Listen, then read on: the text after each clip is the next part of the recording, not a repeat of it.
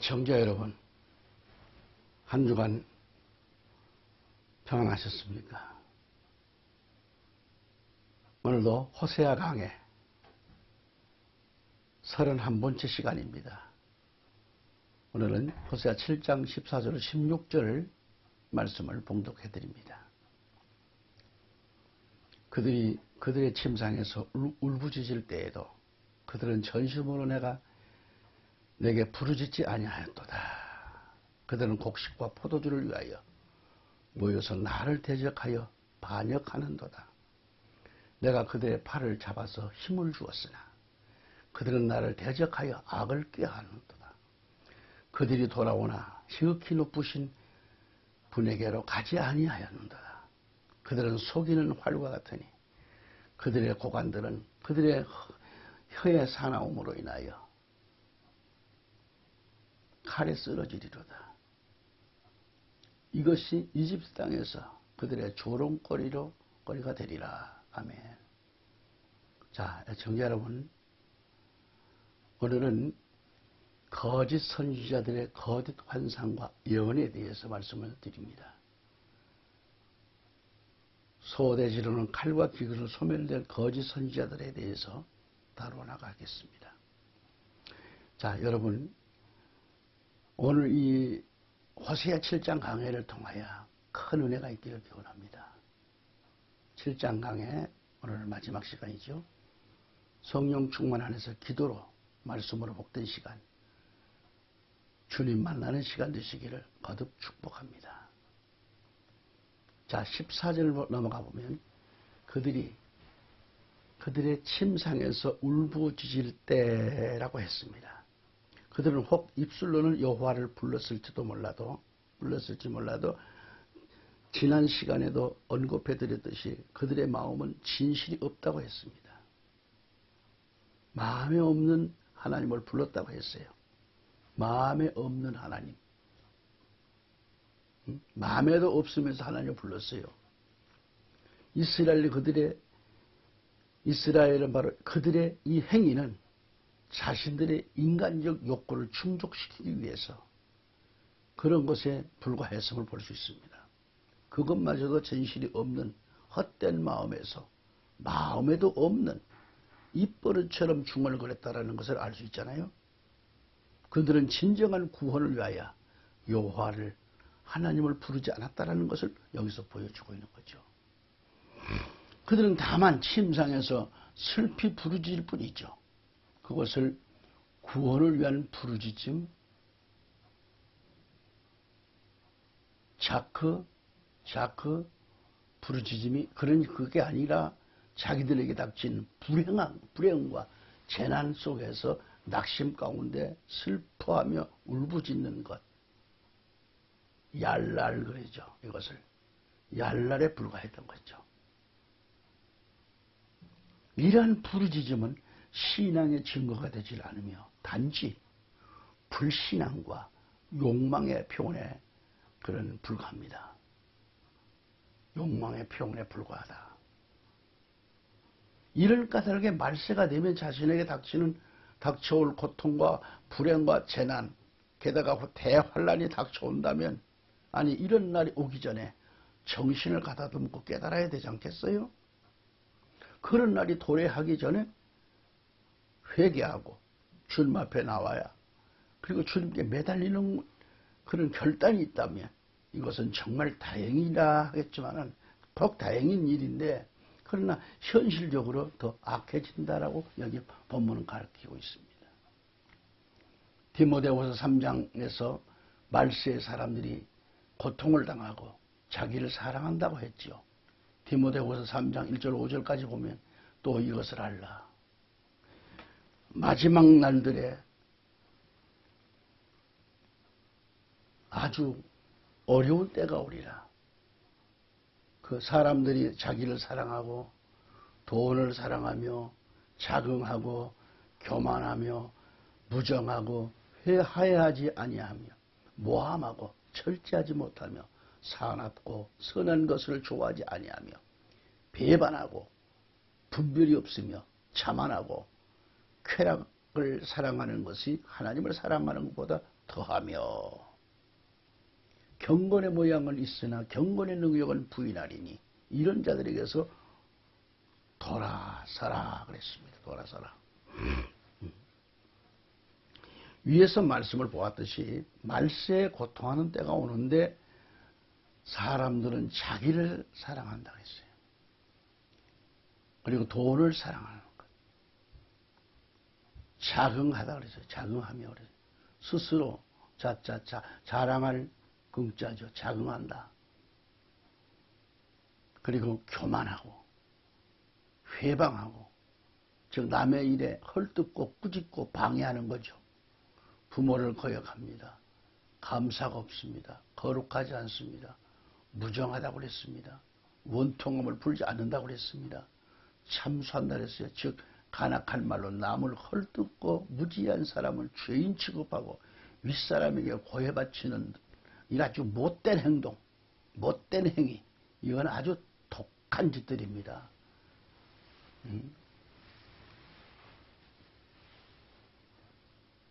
현실에 지금 얼마나 지금 이런 일이 많이 벌어지고 있습니까?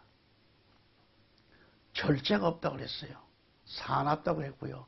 선한 것을 좋아하지 않는다고 그랬고요. 배반이 일어나고 팔며 조급하고 자고하고 쾌락사랑이나 하나님 사랑을 보다 더한다고 했고요. 경건의 모양은 있는데 경건의 능력은 부인하는 시대. 즉 경건을 말하면서도 경건의 능력은 없습니다. 여기서 바로 20가지의 죄를 지적해 보았습니다. 다시 말하면 하나님의 이 아가페 사랑은 없고 향락주의 사랑으로 타락하는 것을 가리킵니다. 또한 자기만을 사랑하는 것, 이기주의 사랑으로 타락하고 있고 하나님 사랑이 물질 사랑으로 변질되었고요. 음료처럼 하나님의 사랑을 잃어버렸기 때문에 타락한 음료교회가 되었다라는 이 메시지를 담고 있는 거죠. 엄숙한 경고회, 엄숙하고 경건해야 할 교회가 그리고 예배를 드리고 있는 자신이 그 예배의 목적이 하나님께 있는지 자신이 중심이 되어 있는지 자신을 점검해 봐야 됩니다. 여러분 하나님께 올려드려야 할 예배가 자기 마음대로 편리한 대로 이렇게 저렇게 꾹 바꾸고 정하는 경향이 많은데 그래도 될까요? 안 되잖아요. 예컨대 주일 예배도 편한 대로 인본주의를 정해놓고 예배 드린다고 감히 하나님 앞에 고백할 수 있을까요? 아니 코로나19 이 팬데믹으로 힘든 이 과정에 그렇게 할 수밖에 없다고 변명을 늘어놓을 건가요? 어떤 교회는 금요일 드리는 구역 예배도 팬데믹으로 인한 핑계를 대서 없애버렸어요. 그런가 하면 주일 예배도 낮 예배는 50% 교인 출석으로 그런 대로 드리지고 있지만은 저녁 예배는 형식적으로 오후 1시, 2시에 정해놓고 예배를 하고 있습니다. 한국교회가 병들은 결과 어떻게 됐죠? 1만 교회 이상 교회가 아니 15,000교회가 문을 지금 닫고 폐쇄된 교회들도 많습니다. 아예 목회도 접었어요. 그러니까 한국교회 성도들도 150만 이상 지금 주님을 떠났잖아요. 호시아서를 읽고 보고 성경을 붙잡고 한국교회와 성도들을 위하여 기도하지 않을 수 없습니다. 호시아서 말씀을 쭉 연구하면서 말이죠. 그 옛날 삼각산에 올라가 부르짖어 기도하던 때가 생각이 납니다. 삼각산은 한국 기독교의 부흥과 국가와 민족을 살리는 기도의 동산입니다.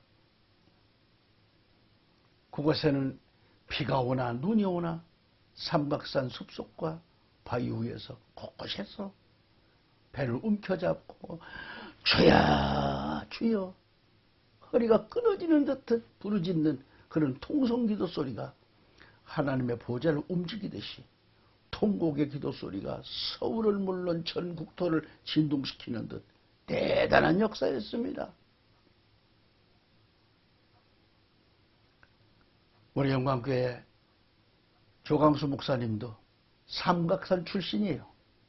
그 지난번 설교할 때도 삼각산 무릎과 출신이라고 그러더라고요. 저 같은 경우도 삼각산 기도회를 통해서 삼각산 다락방 집회를 통해서 그 지역에 있는 기도원들 집회를 인도하기도 했습니다. 그때 대한민국이 살아나고 한강의 기적이 일어나고 세계 경제를 압도하는 경제대국으로 가는 밑거름이 됐잖아요. 오늘날의 한국의 경제와 모든 것이 세계적으로 10개국 안에 정상에 올랐던 것은 바로 이 기도 덕분이었으나, 그렇지만 어느 순간 불행하게도 민족의 기도동산 삼각산에서 기도할 수 없게 입산금지령을 내린 후 한국 경제와 국민들의 삶이 힘들어지게 됐잖아요. 경제가 서서히 무너지기 시작했고 한국교회 부흥도 멈췄고 성도들도 감소하고 교회 수도 감소됐어요. 너무도 가슴이 아픕니다. 오늘 우리 한국교회가 회복돼야 돼요. 등을 돌린 성도들도 돌아온 탕자처럼 성전을 향해 돌아와야 됩니다. 오십시오. 돌아오세요. 그러면서 예배가 다시 회복돼야 됩니다. 오늘 이 방송을 듣고 계신 애청자 여러분, 당신도 좀 쉬고 있으면 다시 예배가 회복되시기를 원하고 가쁜 교회를 찾아가세요. 자신이 출석했던 교회를 향해 나가세요. 다시. 자신이 경건하다면, 엄숙한 신앙의 자세라면 사람의 뜻대로 하는 예배가 아니라 하나님의 뜻대로 드리는 예배가 되어야 마땅합니다. 하나님께 드리는 예배가 먼저여야 합니다. 교회가 이걸 알아야 돼요. 인본주의가 되면 안 됩니다. 신앙 제일주의가 되어야 돼요. 아멘. 다시 호세아 7장 14절 말씀 보면 하절에 그들은 곡식과 새 포도주를 위하여 모여서 그랬습니다. 이들은 우상종교의 타락한 의식을 위해서 그 자리에 모였습니다. 다시 말하면 이스라엘 백성들이 종교적으로 우상숭배에 흠뻑 빠져 있음을 묘사하고 있는 말이죠. 여기 곡식과 새 포도주를 위하여 모였다라는 것은 곧 물질적인 것에 대한 탐욕으로 인해 백성들이 모여서 싸우는 모습을 상기시키고 있는 겁니다. 그들은 여호와를 찾기 위해서 모인 게 아니에요. 자신들의 배를 충족시키기 위해서 몰려들었던 거죠. 그들의 흥분된 모임은 단지 모든 것, 마실 것을 얻고 정말 먹을 것, 마실 것을 얻고 가는 것이 목적입니다. 그들의 모임 자체는 하나님을 찾아 예배드리는 것이 목적이 되어야 하는데 그들의 목적은 무언가를 챙겨가는 것이 목적일 뿐이죠. 옛날 8, 90년대에 서울 충현교회에서 전국 목회자 세미나가 매주 열렸습니다. 그런데 당시 세미나 중간에 간식 시간이 되면 수많은 목회자들이 줄을 서서 빵과 우유를 배식을 받아가지고 자기 자리에 돌아가서 먹기도 하고 합니다. 어떤 사람은 가방에다가 푹푹 집어 한 번 하나 타와서 또 가가지고 또 타와서 가방에다 넣고 가요. 그런데 그들 중에는 정말 무질서한 목회자들이 먼저 배식을 타가기 위해서 중간중간 새치기를 하는데 보는 이로 하여금 눈살을 찌푸리게 했습니다. 질서가 없어요. 왜 그런 사람들이 목사가 되는지. 그러면서도 강단에 가서 바로 살아라 질서를 얘기할 수 있겠어요? 그건 그렇고 이어진 말씀 봅시다. 14절에 하반절에 나를 대적하여 반역하는도다 그랬어요. 반역하는도다. 여기서도 보았듯이 북이스라엘 백성들은 전심으로 내게 부르짖지 않았을 뿐만 아니라 그들은 곡식과 포도주에만 관심이 있을 뿐이죠. 하나님 앞에 감사와 영광을 돌려드리는커녕 오히려 하나님을 대적하여 반역하고 있음을 보여주고 있어요. 우리 부부가 섬기고 있는 우리 영광교회에서도 매주 금요일 오후 2시부터 4시까지 전국 목회자 초청 세미나를 열고 있습니다. 많은 분들이 옵니다. 그분들에게 우리 조광수 목사님 세미나 예배가 끝나면 추천하여 갈 어려운 목회자에게 추천해서 10만 원씩도 주기도 하고, 또 3번 이상 참석하신 분에게는 월말에 가서는 쌀 10kg짜리와 또 추천해서 10만 원씩을 드립니다.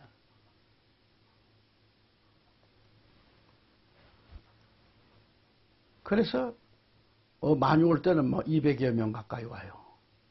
보통 150명. 요즘 참 많아졌습니다. 그 세미나를 열고 있지만은 가만히 봅니다. 어떤 이는 예배에는 관심이 없어요.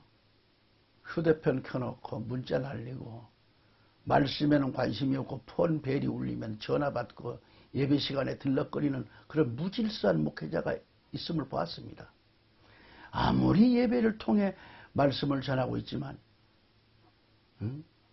이 그런 자들 때문에 마음이 아파요. 그래도 조광수 목사님은 문제의 모습, 그런 모습에도 다 알고 있지만 못 본 척하고 말씀 전하는 데만 진액을 짜내고 있어요. 오늘 본문을 보신 대로 하나님을 반역하는 자들의 결과는 파멸과 죽음의 심판뿐임을 왜 모르는가? 자, 15절 말씀에 보면은 내가 그들의 팔을 잡아서 힘을 주었으나 그들이 나를 대적하여 악을 꾀하는도다라고 했습니다. 내가 그들의 팔을 잡아서 힘을 주었다라고 했죠. 하나님께서는 북이스라엘 백성들의 팔을 잡아서 힘을 주었다고 하셨는데, 팔은 힘을 상징하고 있습니다. 팔을 잡았다라는 것은 강한 훈련을 하게 해서 아주 강력한 힘을 길러주는 거죠.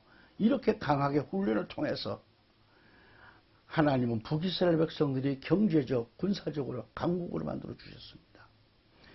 이렇게 강한 북이스라엘은 여로보암 2세 때에 이스라엘 지경을 하맛 어귀에서부터 아라바 바다까지 넓은 국토를 확보해 주셨습니다. 다시 말하면 회복시켜 주신 것이죠. 경제적으로나 군사적으로나 막강한 나라가 됐습니다. 주변국들 열국은 북이스라엘을 그토록 두려워했습니다. 하지만 여기서 문제가 또 발동합니다.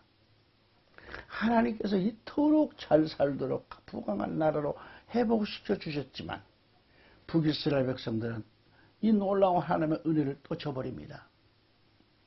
하나님께 대한 감사도 모르고 예배에도 관심을 두지 않습니다.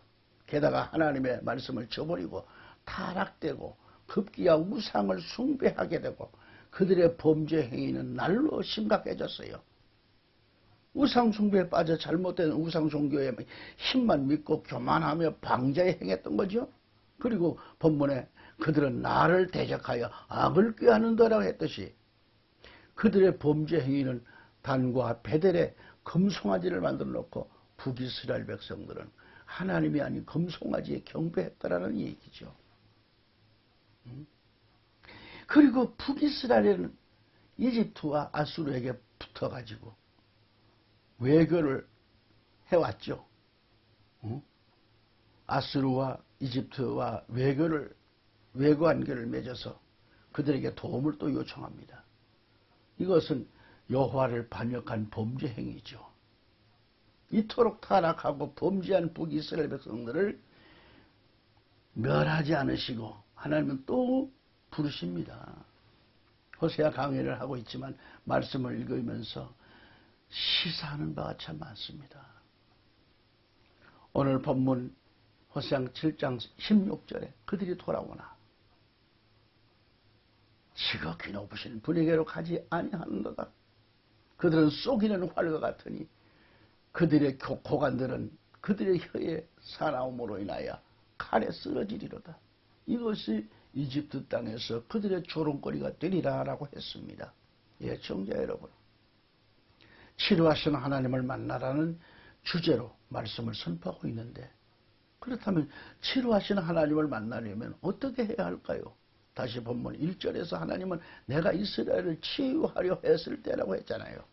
그렇지만 이스라엘 어떻게 됐죠? 이스라엘의 태도는 어땠어요? 대의사가 되시는 하나님께서 치유하려 하셨지만 이스라엘의 태도는 도덕적으로 죄악으로 무기력한 그 자체였다는 것을 보여주는 거죠. 그래서 16절에서 그들이 이스라엘이 지극히 높으신 여호와에게로 돌아가야 하겠는데 결국 그들을 이스라엘은 가지 않았다고 그랬습니다. 그들이 돌아오나 지극히 높으신 분에게로 가지 않았다라고 했습니다. 이것은 이스라엘 백성들이 하나님께로 가지 아니하고 도리어 가서도 안 되고 해서도 안 되는 우상 숭배의 자리로 돌아갔다는 얘기입니다. 누가 돌아갔습니까? 이스라엘 백성들입니다. 그들은 바알과 같이 허무한 것으로 돌아섰다라는 것을 보여주고 있는 겁니다. 여기서 이스라엘 백성들은 쏘기는 활과 같으니 그랬어요. 이것은 관역에서 벗어나가는 화살을 의미하는 겁니다. 화살 같다는 거죠. 하나님의 백성이 이스라엘이 여호와의 율법에서 벗어나 거짓 우상과 이방 민족을 의지하는 그 상태를 유지하는 말입니다. 그렇기 때문에 하나님께서는 그 백성을 신뢰할 수가 없어요. 시편 78편 57절에 오히려 그들의 조상들과 같이 배반하고 신실하지 않게 행동하여 쏘기는 활처럼 빗나갔도다라 그랬습니다. 이어서 보면 그들의 고관들은, 즉 그 방백들은 그들의 혀의 사나움으로 인하여 칼에 쓰러지리라 그랬어요. 그들 고관들은 혀 놀림이 너무도 더럽고 간사하고 사납다고 하는 얘기죠. 그들 고관들은 백성들을 유혹하고 이방 민족에게 아첨과 거짓을 말하지만 곧 그들의 칼에 쓰러진다라고 했습니다. 거친 말의 의미가 잠이라는 것, 잠은 원래 분노, 진노 등을 뜻하고 있잖아요. 잠, 거친 말. 그러니까 이 저주와 관련된 폭력적인 언어나 도전 행위를 의미합니다. 즉 그들은 이방 민족에게 동맹을 청하기 위해 자신의 나라와 자신들의 하나님 여호와를 배반하면서 저주한 자들입니다. 그로 인해 가지고 그들은 오히려 이방인의 칼에 멸망케 됩니다. 이어서 말씀 보면 이집트 땅에서 그들은 조롱거리가 되리라 그랬어요. 이는 그들이 이집트 땅에서 죽었거나 이집트인들의 그 칼에 망하게 되기 때문에 이것은 그런 것은 아니지만은 실제로 북이스라엘은 아수르에 의해서 멸망당합니다. 따라서 이것은 그들이 이집트를 믿고 이집트로 도망하여 도움을 요청할 때에 그곳에서 오히려 이집트인들의 조롱거리가 된다는 것을 의미하죠. 이것은 이스라엘의 그 어리석음을 단적으로 증명해 주는 겁니다. 하나님을 반역하고 아수르와 이집트에게 구원을 받았던 이스라엘은 아수르의 거물에 파멸당할 뿐만 아니라 역시 혹시나 의지했던 이집트에서도 그들의 조롱거리가 됨으로써 그들의 자신들의 어리석음을 만천하에 드러내었다는 것을 여기서 보여주고 있습니다. 청자 여러분, 오늘 이 말씀을 들으시면서 어떤 생각을 가지셨는지요? 우리의 삶과 목표는 오직 예수, 하나님을 기쁘시게 해야 드려야 됩니다. 해드려야 돼요. 그러므로 참된 예배자가 되기를 원한다면 자신이 깨끗하게 거듭나야 합니다. 근본적으로 마음이 변화되어야 됩니다. 성품이 변화된 신앙인은 언제나 참된 예배를 드리게 됩니다. 앞서간 신앙의 선배들, 손양원 목사님이나 성도들 중에는 하나님을 기쁘시게 하며 살다가 순교를 했습니다. 순교자들은 한결같이 세상의 모든 친구들로부터 버림받으며 외톨이로 왕따로 살다가 끝까지 그 신앙을 지키다가 순교한 거죠. 일제의 억압과 신사참배 강요에도 불구하고 하나님을 떠나지 않았습니다. 끝까지 그리스도를 사랑했습니다. 아멘. 여러분, 아타나시우스를 협박하기 위해서 당시 재판관들이 아타나시우스에게 이렇게 말했다고 합니다. 온 세상이 그대를 대항하고 있다. 그러자 아타나시우스가 대답하기를, 그렇다면 아타나시우스가 온 세상을 대항하노라. 이 하나님의 인애와 하나님을 아는 자는 이처럼 강하고 담대하다는 거죠. 이 방송을 애청하고 계시는 성도 여러분, 하나님의 긍휼로 하나님을 아는 지식으로 섬기며 예배드리는 그리스도인으로 길들여지고 성숙되시기를 바랍니다. 그리고 세상을 보는 시각이 달라져야 됩니다. 그리고 자신이 하나님의 방식으로 세상을 살고 하나님을 위하여 자신이 존재되어야 됩니다. 이렇게 되면 삶이 바뀔 것입니다. 그리고 그 생각 속에는 세상과 자신을 부인하며 하나님만 바라보고 헌신하며 참된 예배자로 살아가게 되는 것입니다. 예를 들면 아들이 너무도 말을 안 들으니까 아들을 붙들고 어머니가, 아들아, 미래를 위해서 부탁하는데 공부 좀 해라. 응? 아니, 공부를 못해도 좋다. 좋으니까 학교는 졸업하자. 건강을 위해서 그러니 밤에 일찍 자고 아침에 일찍만 일어나라. 그러자 아들이 간섭은 많은 집구석 자유롭게 살고 싶다면서 집을 뛰쳐나갔습니다. 그리고 2년 동안 소식을 끊었어요. 아들이 어디 있는가를 찾던 어머니는 간신히 인생 밑바닥까지 떨어져 밥도 제대로 못 먹고 피골이 상접하다는 이야기를 들었어요. 그래서 평소 아들이 좋아했던 음식을 챙겨서 도시락을 싸들고 만나러 갔습니다. 그리고 집으로 돌아가자고 했더니, 그래요, 어머니가 나를 못 살게 굴어 쫓겨났지만 어머니 눈물 봐서 돌아가죠. 만약에 그런다고 하면 도시락 엎어버리고 싶지 않겠어요?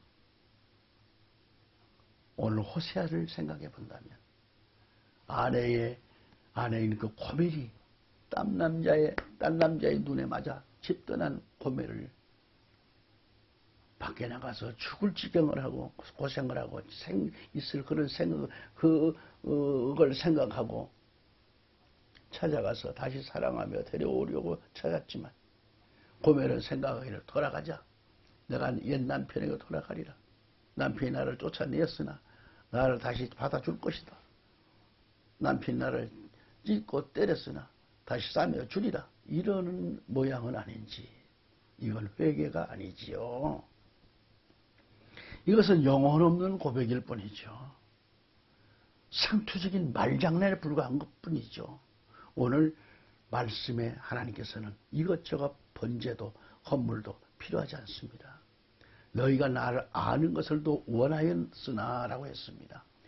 긍휼로 하나님을 더 아는 것을 원하였으나 하는 이 문맥을 본다면 하나님께 대한 충성과 헌신뿐만 아니라 이웃을 향한 진실한 사랑까지도 더 하라는 말씀이기도 했습니다.